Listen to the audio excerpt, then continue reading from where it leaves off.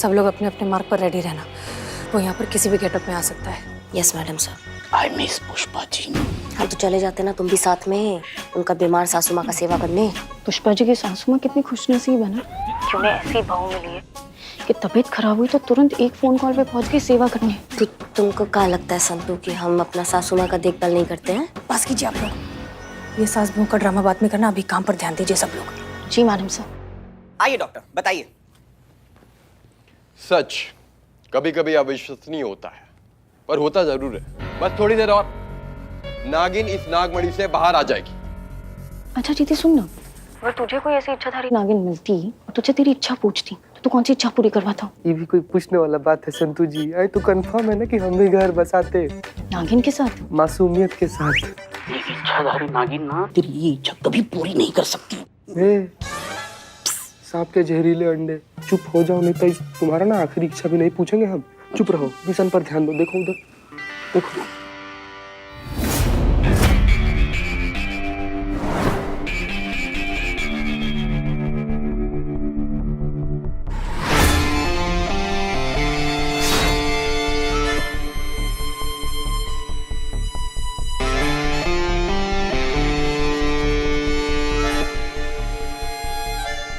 अच्छा है। अब 2020 में नागिन निकलते हुए भी देखेंगे। नहीं, कमाल है। आपके कमाल पे कमाल का शेर याद आ गया। वाह वाह। किसी ने खूबी कहा है, तेरा कमाल तू ही जाने। हम तो तेरी हर शय को बेमिसाल मानते हैं। और ये मीडिया वाले, अब अगर आज नागिन निकले तो भी ब्रेकिंग न्यूज, नहीं निकले तो भी ब्रेकिंग न्यूज। अब दोनों केसेस में जीत तो हमारी है ना। जी जी। और जहां तक मुझे लगता है आज नागिन निकलेगी, और अगर निकली तो जो ये नागमणि बेच रहा है ना, वो तो गया डायरेक्ट ऊपर। चलो तो ये सर्कस भी देख लेते हैं।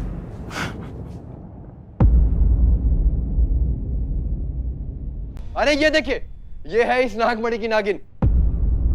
मैं नागिन हूँ और यहाँ पे बदला लेने आई हूँ, और मेरी दिव्य शक्ति कहती है कि वो यही कही है जिसकी मुझे तलाश है। मेरा दुश्मन जिसने मेरी नागमणि बेचकर मेरा अपमान किया है, छोड़ूंगी नहीं मैं उसको।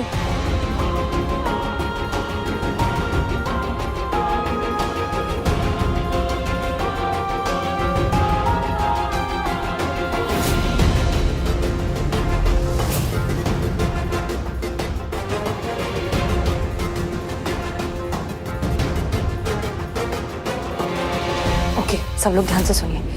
अगर हमारा ठग यहाँ पर आया है तो ये सब देखकर उसकी बेचैनी जरूर पड़ जाएगी। फिर उसे दवाई लेनी होगी जिसका असर ठीक 2 मिनट बाद होगा। सब लोग प्लीज अलर्ट रहिए, वो कभी भी हमारे सामने आ सकता है।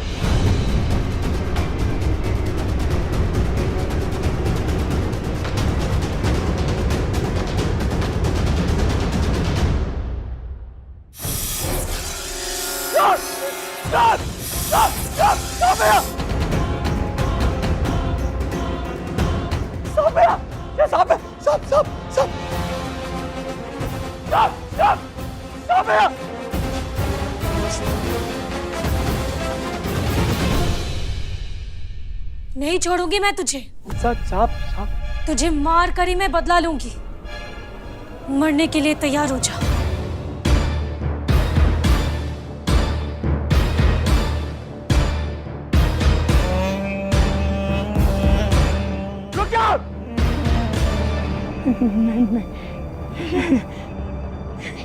ये कैसे हो सकता है?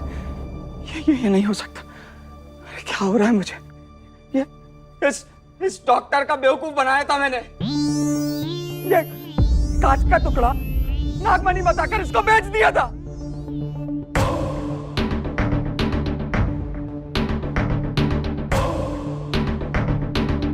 ये नहीं हो सकता। झूठ है ये, झूठ।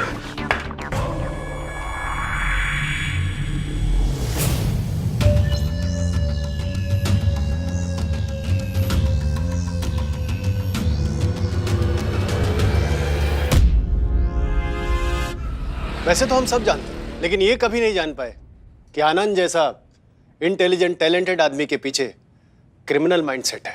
अक्सर चिराग तले अंधेरा होता है सर। वैसे तो किसी भी गलत काम का कोई डिफेंस नहीं होता, लेकिन आनंद के क्रिमिनल बनने के पीछे उसके साथ जिंदगी में हुई ट्रेजेडी बहुत बड़ा हाथ है। पूरी तरीके से काबिल होने के बावजूद बस एक मामूली से आंख के डिफेक्ट की वजह से वो एकेडमी ज्वाइन नहीं कर पाया, और इसी गुस्से और फ्रस्ट्रेशन ने उसे क्रिमिनल बना दिया। अफसोस इस बात का होता है कि आनंद अपने टैलेंट का बहुत अच्छा इस्तेमाल कर सकता था। देश की सेवा करने के लिए सिर्फ वर्दी पहनना जरूरी नहीं है। बिल्कुल सही कहा मिस मलिक, लेकिन मैं हैरान इस बात पे हूं कि इसको इसी की तरीके से पकड़ा कैसे किया है सब आप लोगों ने? सर, दरअसल हमारे पास अपराधी की जितनी भी फर्स्ट हैंड इंफॉर्मेशन अवेलेबल थी, उस पर हमने अनुमान लगाया कि उसे एंजाइटी की प्रॉब्लम है। अगर प्रॉब्लम है तो वो दवाई भी लेता होगा, बस। फिर हमने डॉक्टर विकास और डॉक्टर प्रवीण के साथ मिलकर एक प्लान बनाया। आसपास के जितने भी मेडिकल स्टोर्स हैं, वहां पर हमने एंटी एंजाइटी पिल की जगह वो दवाई रख दी जो हमें डॉक्टर विकास ने सजेस्ट की थी। इस दवाई को लेने से इंसान को थोड़ी देर के लिए हेलुसिनेशंस होने लगते हैं। अब घबराइए नहीं, इस दवाई का सेवन करने से किसी को कोई मेंटल या फिजिकल रिस्क नहीं है, और अगर थोड़ी बहुत भी किसी को परेशानी होती तो हमने पहले से ही आसपास के जितने भी हॉस्पिटल्स हैं या क्लिनिक्स हैं, वहां पर सारे डॉक्टर्स को अलर्ट कर दिया था। प्लान के मुताबिक आनंद ने दवाई ली और फिर जो हुआ वो सब आपने देख ही लिया। ऑफ कोर्स इस सब में किस्मत का साथ देना बहुत जरूरी था, जो कि हुआ, और हमने अपराधी को पकड़ लिया। हम तो इसे देखते ही पहचान गए थे सर, बस इसके कन्फेशन का इंतजार कर रहे थे।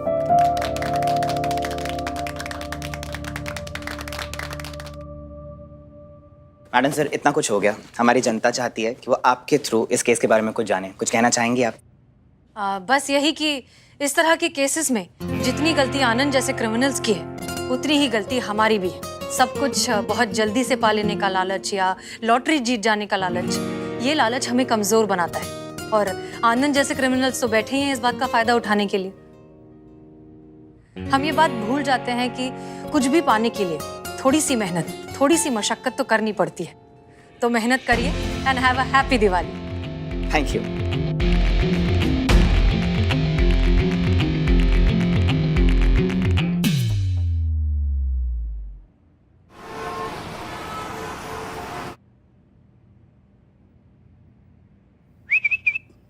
चीते, जोक सुना ना, जोक। क्या है, तुम्हारे बारात में आए कि जोक सुना है? ए, बारात में फालतू जोक नहीं चाहिए, उसके लिए तो ऐसा महंगा वाला आर्टिस्ट मंगाऊंगा मैं। चीते, मैं सुनाऊं जोक? बिल्कुल भी नहीं बाबू, चुप रहो तुम वहीं पे। अच्छा, मैं सुनाता हूँ जोक। चीते, रजिस्टर हुआ अब? संतोष जी, रजिस्टर होता रहेगा, पहले ये जोक सुनो, जोक ऑफ द डे सुनो। सुनो तो एक बार क्या होता है, जेलर कैदी को कहता है कि कल सुबह तुम्हें 9 बजे फांसी दी जाएगी। तो कैदी कहता है ये हो ही नहीं सकता। पूछो क्यों?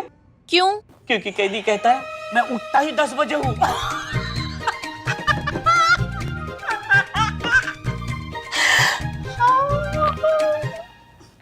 समझ में नहीं आया जो?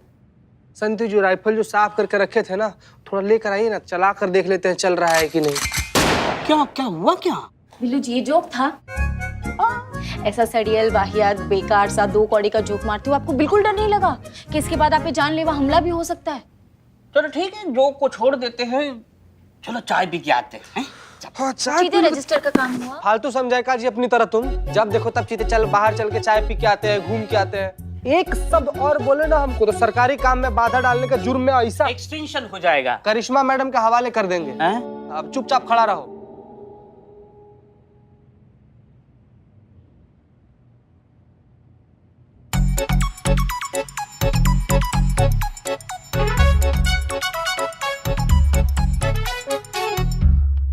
चीते, चीते सुनना सुनना, चीते सुनना सुनना, ये तो ऐसा कर सकता है।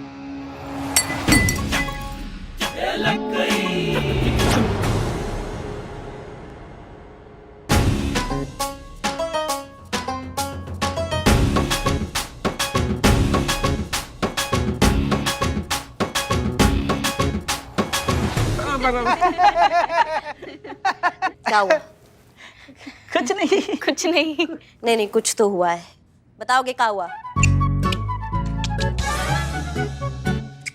का कुछ तो पक्का हुआ है।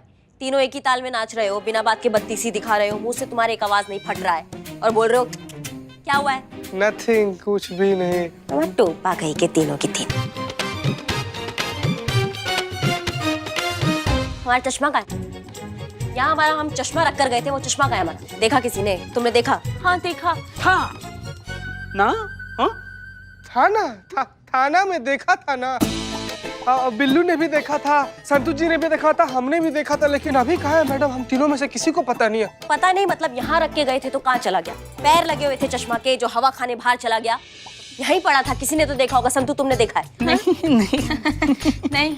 अम्मा ढूंढ के दो, नहीं तो रॉकेट बना देंगे तीनों का यहाँ पे। मैडम।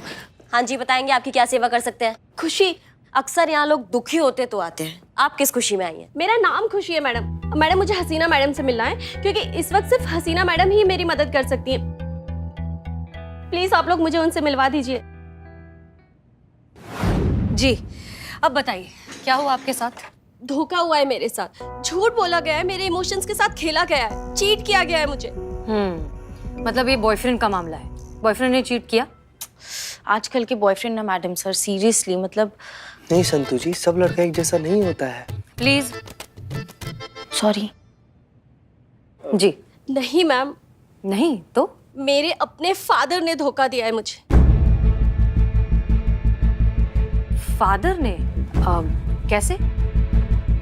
उनका नाम गोपाल है और उन्होंने मुझे गोद लिया था और मैंने उन्हें अपने सगे पिता से भी बढ़कर माना था। मुझे लगा था कि मेरे पिता दुनिया के सबसे अच्छे इंसान हैं, एंजल है वो, लेकिन मैं गलत थी। क्यों, क्या हुआ? जिस आदमी पे मैंने इतना भरोसा किया, इतना प्यार किया, भगवान के बराबर दर्जा दिया, और इतने सालों तक उसी आदमी ने मुझसे अपनी असलियत छुपा के रखी। लेकिन आज उनका सच मेरे सामने आ गया। जब से उनका वो सच मेरे सामने आया है, मुझे उनसे और अपने आप से, दोनों से नफरत हो गई है। कैसा सच? समझ में नहीं आ रहा कि मैं कैसे बताऊं। क्रिमिनल निकले? नहीं मैम। हाँ तो कोई अविवाहित संबंध है क्या? Extra marital affair. यही। शादी ही नहीं हुई थी उनकी, तो एक्स्ट्रा मैरिटल अफेयर कहाँ से होता? चोर निकले? बिल्लू। नहीं, चोर हुए तो क्या हुआ, चिंता करने की कोई बात नहीं है, सुधर सकते हैं मेरी तरह, है ना? देखो खुशी, ये महिला पुलिस थाना है। ये बनाया ही इसलिए गया था ताकि महिलाएं अपनी समस्या बिना डर के, बिना किसी संकोच के बता सकें। इसलिए रिलैक्स हो जाओ और फिर आराम से बताओ, ऐसा क्या किया तुम्हारे पिताजी ने जो तुम इतनी डिस्टर्ब हो गई हो? मुझे पता चला है कि मेरे पिता एक किन्नर है।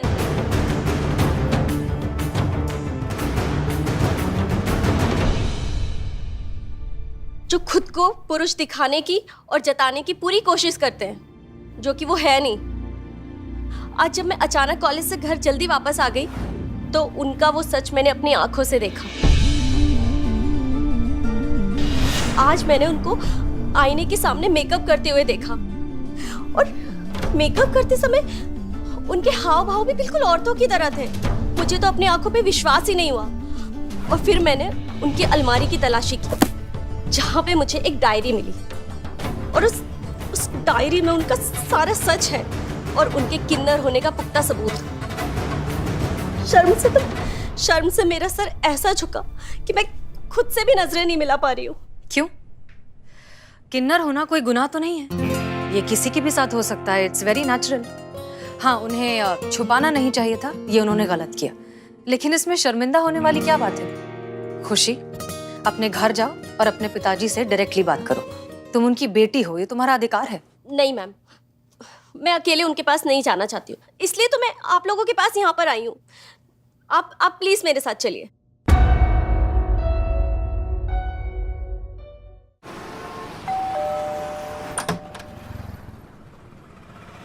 अरे सब ठीक तो है? ये तुम्हारे साथ पुलिस क्यों है? इन्हें मैं ही लेकर आई हूँ। तुम लेकर आई हो? लेकिन क्यों? क्योंकि मुझे आपका सच पता चल गया है बाबा। मुझे पता चल गया है कि आप क्या है।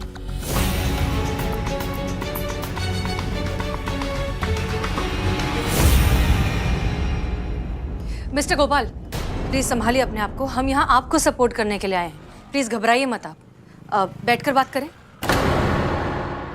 जिसको आपने अपनी बेटी माना, उसी से आपने सच छुपाया कि आप अलग हैं। क्या छुपा लिया मैंने? और क्या बता देता तुम्हें? तुम इतनी छोटी बच्ची थी कि तुम्हें क्या समझ में आती?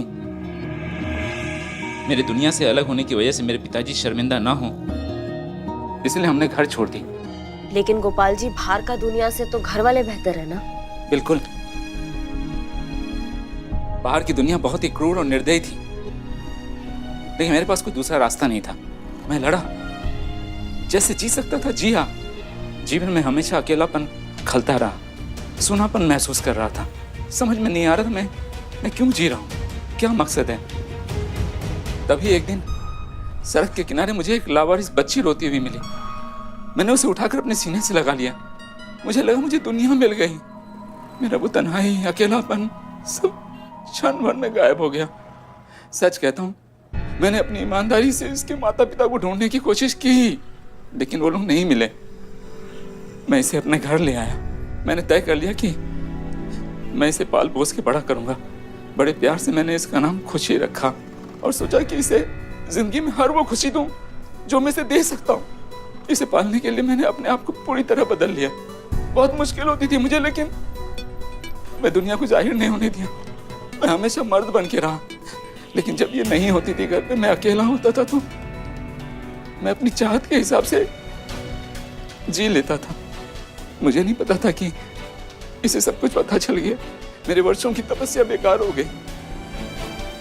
बेटा, मुझे माफ कर देना।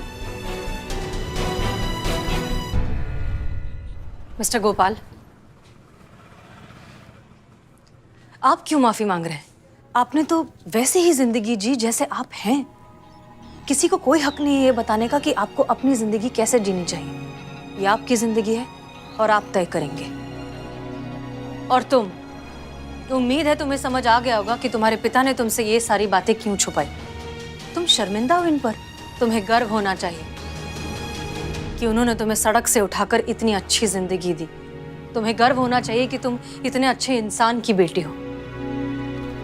मिस्टर गोपाल, हमारा काम खत्म, हम चलते हैं। प्लीज प्लीज मुझे यहाँ पे अकेला मत छोड़ के जाइए। मैं इस इंसान के साथ 1 मिनट भी नहीं रहना चाहती हूँ। इनसे कहिए कि यहाँ से चले जाए।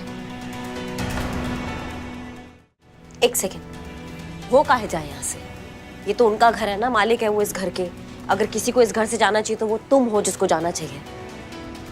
अगर सड़क से तुमको नहीं उठाते आज तो तुम कहाँ होती, तुमको पता भी है?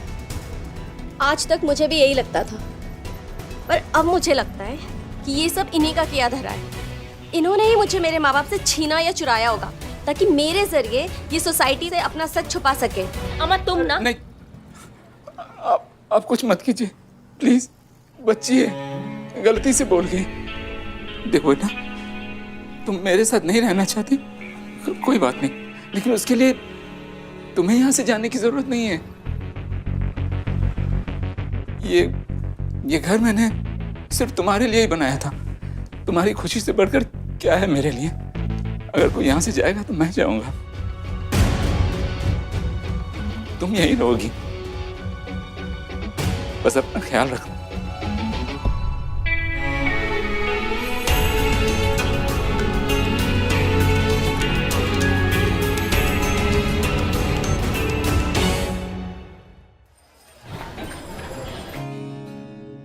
ताज़ी खबरों का इकलौता अड्डा, आपका अपना सनी चड्डा।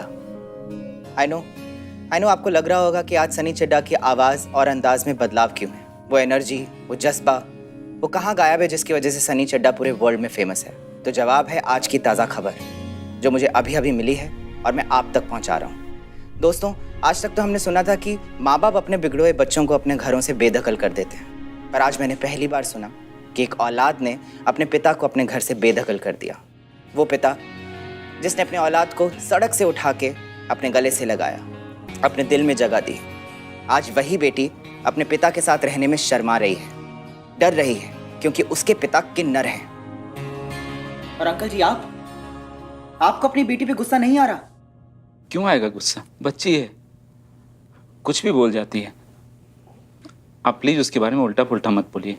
मेरी बच्ची दिल की बहुत अच्छी है, लाखों में एक है वो। और जहां तक घर छोड़ने की बात है, अगर मेरी खुशी को मेरे घर छोड़ने से इतनी सी भी खुशी मिलेगी तो मैं से 1000 घर उस पर कुर्बान कर दूंगा। और मुझे लगता है कि दुनिया का कोई भी पिता यही करेगा।